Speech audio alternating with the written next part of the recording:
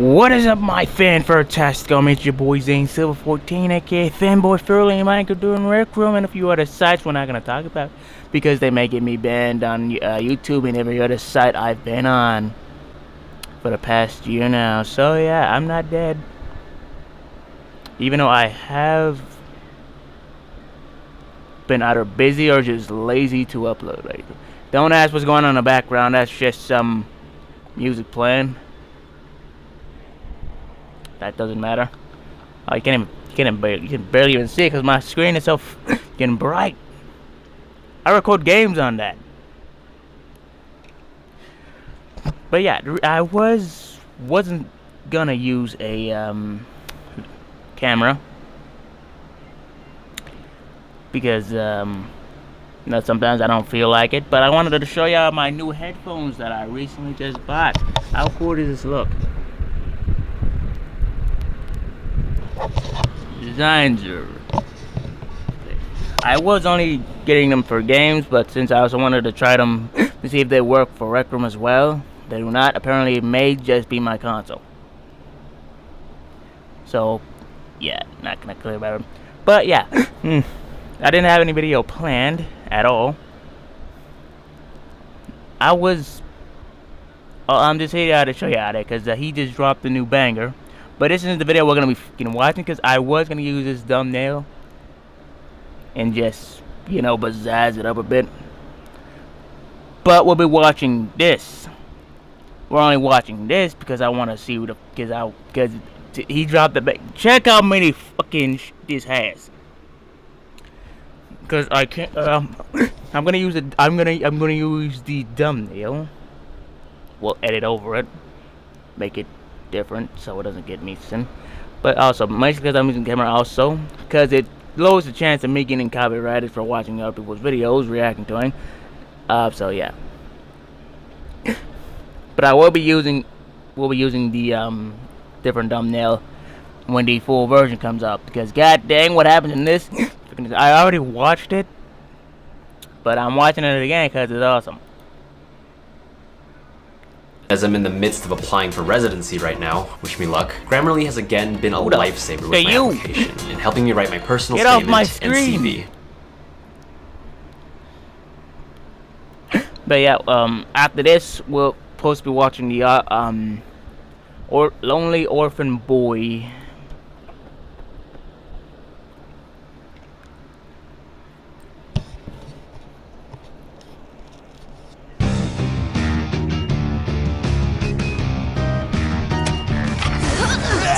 That was a big jump. Christ on a stick, I'm freezing my low red cock off. Where is that thing supposed to be? The client said it was near the research station. Not gonna lie to you, I like the fact that they finally changed clothes, even if they are in a cold climate. I like this fit, and also, goddamn, she, what was I gonna say? Oh, you even got it for the tails. But what is the tip gotta? Is it more sensitive than your long goddamn? Never mind. But I'm liking the cold wear, winter wear, whatever the fuck it's actually called. Station. That research station? Oxy, I'm not gonna lie to you, could have done better, but it still looks good. Getting into more.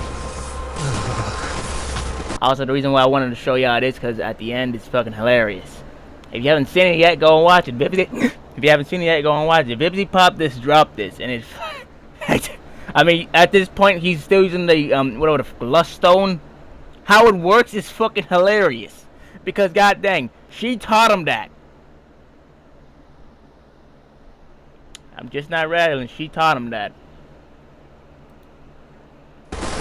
That means that mouth gotta be. Oh crumbs! That can't be good. Oh, never mind. Yikes! Yeah. What happened here? What These guys were torn to shreds. I've seen wrath beasts less brutal than this. What and frankly, because I can show half this on YouTube, because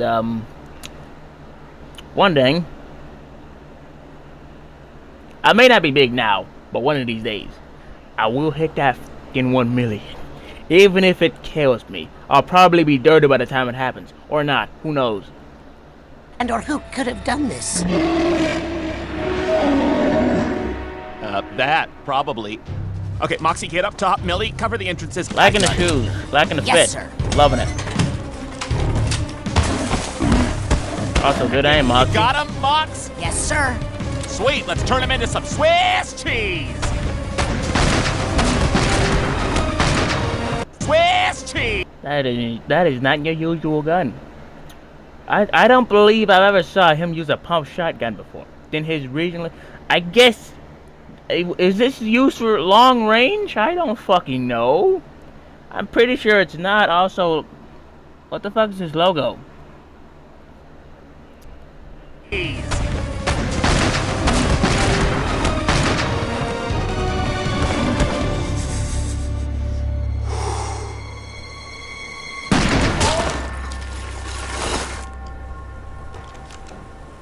Yes, he met his Nice match. Eat shit in hell, polar slut. Good job, Mox. Now let's get out of this frozen fuckhole. Hold it, Blitz. Look at these marks. They weren't made by no bullets. And here, bite marks. Shit. What? What's the problem? This slut wasn't running toward us. He was running away from something else. You guys got merch? Got their own logo plastered on their armbands. Look! Drop him! Shit. Fuck, that's like 10. Well, maybe those ones are nice.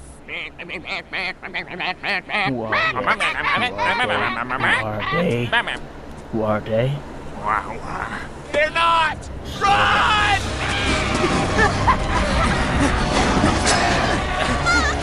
Those some dangerous ass penguins. Did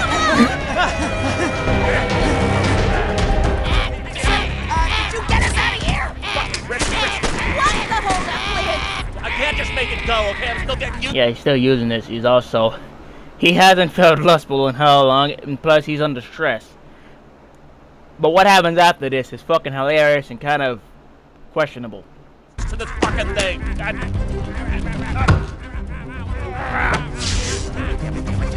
Damn it. It's from lust. You can't just brute force it. Yeah, you You can. gotta try it right. Caress I don't know. I've never been good at this shit. it. Use your tongue. I'm not gonna lie to you, even I'm disgusted right now. This would be the face I would be making if I had facial features. Facial features. Goddamn. How do you not know how to do this? Moxie, I'm a fucking top. What? You heard it from him. Try spelling the alphabet. A, C, B. With your tongue. I knew that. Okay, I can tell there's gonna be a lot of sexual innuendos in this. And when it comes out. Oh, C. I wasn't kidding. Questionable. I can see why the fan art of him is fucking questionable right now. God. Vivziepop. Where did the idea come from? But I love it. Oh, damn. I taught him that. I wasn't kidding. What was she doing back then before she met Mox? Cause God. Can we go, please? Yes.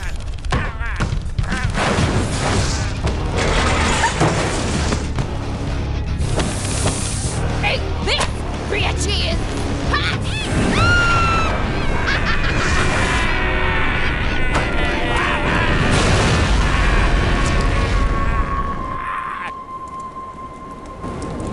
I can already tell this is gonna be fucking weird.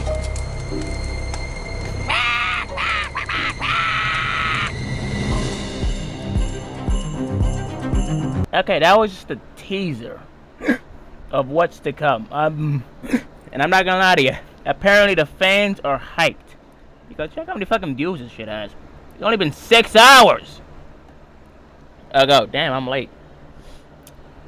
Jeez, the viewers are ready for this because apparently I don't know what they're hyped about before. I don't know what they're actually hyped about, but it could also just be Moxie giving head, tongue, lip, mouth, jaw, hand jobs. Moving on. Okay. So since this video is over fucking that many long, and I'm not gonna have to spend half an hour fucking editing this with Kitty, not gonna lie to you. I'm not cutting this down. So I got me a timer here. We're gonna get it going for at least 12 to 11 minutes. And this is the lonely orphan boy. Trains hard and gains epic powers, but still thinks he's weak. Still. This was made by AniSpot. AniSpot Recapped. AniSpot or AniSpot? I don't know, but Recapped. And I have not seen the anime because I'm waiting for the English dub to come out because I am not reading fucking Japanese. But yeah, timer starts now. Noor is a hardworking young man who has always wanted to be an adventurer, but due to him being a failure and his ungodly lack of talent, he was only ever able to learn one basic skill: parry. Noor has always been a hard worker. Even as a kid, he would do everything he could to help out his mom since she was really sick at the time. After handing her a cup of water, Noor needs to go feed the goats for the day, so he's going to take them up to the hills, but before he goes, his mom reminds him that he shouldn't go past the rocks that have been laid out, and Noor promises to be careful. He says he will also get some wild rabbits and nuts for dinner, and his mom is happy to have such a good kid, but she knows she isn't going to last much longer, so she calls Noor back to her, and while wiping the dirt from his face, she apologizes for not being able to do anything for him as his mother, but she asks Noor to please live life the way he wants to after she's gone. That night, Noor was making dinner, but as he goes to give his mom some soup, to his horror finds that she has passed on. Noor is deeply saddened by this, but after burying her, he decides to fulfill his mother's final wish and live his life for her sake. Noor doesn't really have any big ambitions, but he works hard to keep up his daily routine. Although it has gotten a lot more lonely in the house. Late at night, Noor is searching the top of his shelf when he accidentally falls over and grabs an old book. This is the same one his father used to read to him back when he was alive about an adventurer and his many outstanding adventures across the lands. Dragon slaying, learning magic, and even dispelling a curse. Remembering these stories gives Noor a new goal to achieve. So for the next day, Noor dumps a lot of hay for the animals to eat while he's gone. And then he visits his parents' graves to tell them that he has found an ambition to strive towards, so he is going to do everything he can to become one. He says his final goodbye to his parents' graves and his childhood home before turning to embark on his adventure and crossing the barrier around his home for the first time. After leaving his home, he spends the night out in the woods, and by the next day, he has finally made it to the big city. He walks up to the city gates to ask about the location of the Adventurers Guild, and the guards are nice enough to point him in the right direction. Noor walks through the gates and is amazed by the sight he sees before him. This is more people than he has ever seen in his entire life, and they are all living in the same place. While walking through the streets, Noor bumps into an adventurer, and his eyes instantly light up even more as he remembers why he came here. Also, whatever we don't get... This is episode 1, by the way. He has, like, up to episode part 4. But yeah. Whatever we don't get through, we'll get through in the next one, so there will be a part 2. I'm here to begin with. Noor eventually arrives at the Adventurers Guild, and he is ready to make his dream come true. But the only thing standing in his way is the buff receptionist who tells him that he is too young to become an adventurer and should just head home before his parents get worried. However, seeing as both of Noor's parents are 6 feet under, becoming an adventurer is the only thing Noor can aspire to do. The receptionist now understands Noor's situation a bit better, so he goes up to him and says Noor can become an adventurer. Most new adventurers aren't as young as him, but if he really wants to do it, he's not going to stop him. However, the receptionist has one condition. Noor must first go to a training school so that he can acquire some useful skills. It doesn't matter if it's swordsmanship, magic, or archery. Noor just needs to learn a useful skill. Noor is happy that he is being given a chance, so he immediately heads over to the training school to begin learning. As he arrives at the gate, he decides that he will learn swordsmanship since the story from his adventurer book said the adventurer used a sword to slay a dragon in a single swing. Noor begins his training arc, but as he is practicing, a random background character unlocks his hidden potential. Noor sees this and is just motivated to work even harder, but by the time a few months have passed, all the other background characters have unlocked their abilities, and Noor is the only one who can't get anything special to happen. Eventually, the instructor tells Noor that he should stop, but Noor pleads with him for a little more time to practice. However, the instructor tells him that no amount of time is going to get him a sword skill. It has been months of training, and while it's unfortunate, if Nor hasn't gotten a skill by now, then he will likely never get one, so he should stop wasting his time. The only thing he has managed to learn this entire time is how to parry attacks, so the instructor advised Nor to choose a different profession since his talent may lie elsewhere. Nor is disappointed that he can't become a swordsman, but he takes his instructor's advice and goes to a different training school to learn how to become a warrior. But after several months of grueling training, all Nor has been able to accomplish is achieving a slightly better physique than before. The instructor can't let him continue training any further in this profession, otherwise it could become dangerous to his health. Nor still doesn't give up yet and tries becoming a hunter instead, but even that doesn't work as he destroys all the bows he tries to handle. Nor keeps track. How? Are they cheap-made bows? The string on them does not fucking work. Then again, I've never tried archery. Probably never. In various different professions, but no matter what he tries, he is only ever able to learn the weakest skills and is ultimately faced with the reality that he has no talents whatsoever.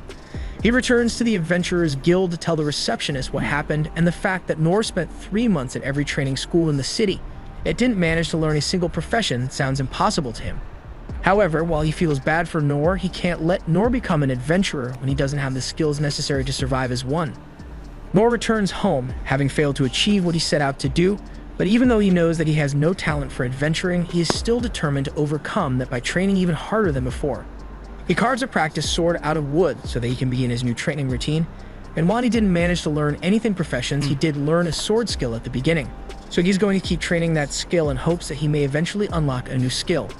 He vows to train every morning, afternoon, and night, but even after a full year of training, Nor still hasn't managed to acquire a new skill yet. However, he is now able to parry 10 attacks at a time, so he knows he is at least improving a little. 3 years later, Nor's training has improved his parry skill to the point where he can now parry over 100 swords at once, yet he still hasn't gotten any new skills. So he continues training day and night until his sword ends up shattering in his hands. After 10 more years of this training routine, Nor's parry skill has developed to the point that he is now capable of the Mikiri parry and can parry an entire forest with one arm. But even with his godly parry skills, he still hasn't been able to acquire any new skills. At this point, he realizes that no amount of training is going to unlock a new skill for him.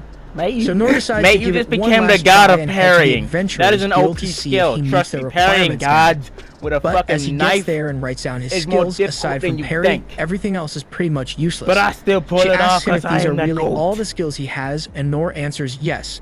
So the receptionist suggests that Nor take a look at the training program so he can get some more useful skills. But Nor tells her that he has already gone to every training school in the city, and he hasn't been able to gain any useful skills in spite of it.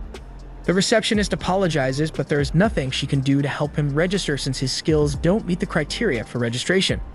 Just then, the former receptionist, Turned, who's now the guild master, comes out of the back to see what's going on, and Nor immediately recognizes him. But the man takes a minute to remember who Nor is since grew so big. Once he finally remembers Nor, he sits down with Nor and asks how he has been. So Nor tells him everything he has done since he last met the man, which was literally nothing but training. However, through all that training, Nor was only really able to improve his parry skill a little. The guild master tells Nor that there are different ranks of adventurers, and to become an E-rank adventurer, Nor would need to have at least 2 useful skills. But since he doesn't meet that criterion, he can't become an E-rank adventurer. However, that doesn't mean there is no way for him to become an adventurer, as there is a rank below E-rank, which just requires you to have 2 functioning brain cells. Nor is excited to hear this, but the good master... Perfect, let me shine up. Because I only got 2 functioning brain cells and the rest of them are dying out. Every single year. I'm around that many people, I trust you're not gonna lie to you. This is why I don't get out much. I should, but I won't. Tells him that there are conditions for this rank, meaning he is forbidden from taking on any quests that involve killing monsters or leaving the city to gather items. That restricts him to quests that are basically miscellaneous tasks that no one else wants to do. No one has ever been dumb or desperate enough to agree to become F rank, but there's a first time for everything as Nor asks the guild master to sign him up for it. The guild master doesn't think it's a good idea, but Nor is so insistent that he caves and gives him an F rank license. Nor is really happy and immediately runs off to complete his first quest by using his physical enhancement to carry a ton of goods for delivery. He also uses the rest of his weak skills to help him in day-to-day quests, and he finds it to be very fulfilling. He has finally achieved his dream of becoming an adventurer and being of use to the people around him, even if it's just F rank. So while he still dreams of being something more than a glorified errand boy, he is happy with what he has. By the next day, we see Noor start the day off by single-handedly clearing out a gutter for an old lady, after which he begins his construction job by carrying a metric ton of cement on his shoulders and making it look like lightweight. So by the end of the day, the construction foreman thanks Noor for all his hard work since they are way ahead of their usual schedule because of him. While the foreman is talking, Noor notices something coming from the dungeon behind him, and as he listens closely, he hears a girl screaming for help, and he's not going to act like he didn't hear her. So he starts sprinting to offer his aid. As he enters the dungeon, he finds a girl and her party being attacked by a huge minotaur, but Noor mistakes it for a big cow. He's never seen a cow this big up close, so Noor is stunned as the minotaur begins closing in on the girl and her party. The knights all try their best to defend her, but it's too late to try to escape now. So one of the knights just pushes the princess out of the way, but that results in him getting chopped in half. Noor tries to check on the fallen knight, but with him missing half his body, there's no way he survived that hit. The minotaur continues slaughtering all the knights until the only one left alive is the girl, and she is currently unable to move. So if Noor doesn't do something soon, she will die as well. He picks up a sword and grabs a rock to throw at the minotaur. This gets its attention, so the minotaur charges at him, and as it tries to stab Noor with its horns, Noor performs a perfect parry and sends it flying into a random building in the dungeon. The minotaur gets back up and begins striking at Noor with his axe, so Noor is forced to continuously parry the attacks because a single direct hit would kill him. Normally, a person would only parry attacks in order to create an opening for a counterattack. However, Noor has no attack skill, so he is stuck on defense. The minotaur suddenly remembers the girl is still alive, so it goes over to finish her off. However, Noor isn't going to let that happen. So he uses his feather step skill to quickly get in front of her and counter the axe strike. This causes his sword to shatter, but that isn't going to stop Noor since he has made up his mind that even if he can't be an amazing hero, he will always stand to protect the weak. So as the minotaur attempts to strike again, Noor uses the broken sword to perform a Mikiri counter and sends the minotaur's axe flying back at it and cutting the minotaur's head off. Noor is relieved that he managed to win the fight and save the girl, but as she gets up and thanks him, Noor doesn't want to accept any credit for it and leaves without even telling her his name. Noor still thinks of himself as a failure of an adventurer, and he is under the impression that the monster he just fought was just an overgrown cow, so in his mind, if he is still struggling this much with a cow, then he still has a lot of training to do. A while later, a cleanup crew is brought in to move the Minotaur, along with all the people who died fighting it, and Princess Lindbergh feels personally responsible for all their deaths. Just then, her knight Inns rushes up to her and apologizes for not accompanying her when she came out to the dungeon since it is her job to protect Lynn, but Lynn tells her it's not her fault. This was just meant to be a basic trial for the right to succeed the throne, so it wouldn't have made sense to force her knight to accompany her. Just then, another knight tells Lynn that they need to return to the castle soon since Lord Rain wants to have a word with her, and she already knows what this is going to be about. Back at the castle, Lord Rain has just finished speaking with Lynn to understand what happened to her, but none of it makes sense to him. The only way we're gonna leave this part off here, because we're already on part 2. If y'all wanna see me watch more of this Lonely Orphan Boy becomes the strongest pair you got the entire anime for universe. I don't know what I just said. Leave a like and I'll try to see if I can get back to this. It's fun. I enjoy watching each anime dubs, each anime parry recaps. I do watch different ones, a lot of them. Most of them are just stop action motions. I do enjoy watching them because I don't watch the original ones because they don't have English dubs yet. I say yet because I honestly have only one free anime account. I mean, not one anime account, not free. That I watch basically all my anime on. Now I do switch up from time to time, but yeah. Regardless, I'll see y'all in the next one. Peace out, my favorite friend Todd. Your boy Zanesilver signing out. Bye bye and bye again. Love you all. Look what you made me become. I let you get too close, cause you ain't alone. And I know you think you can run, you're scared to believe I'm the one, but I just can't let you go. I let the world go, let the world go for you. This is how it always ends. If I can't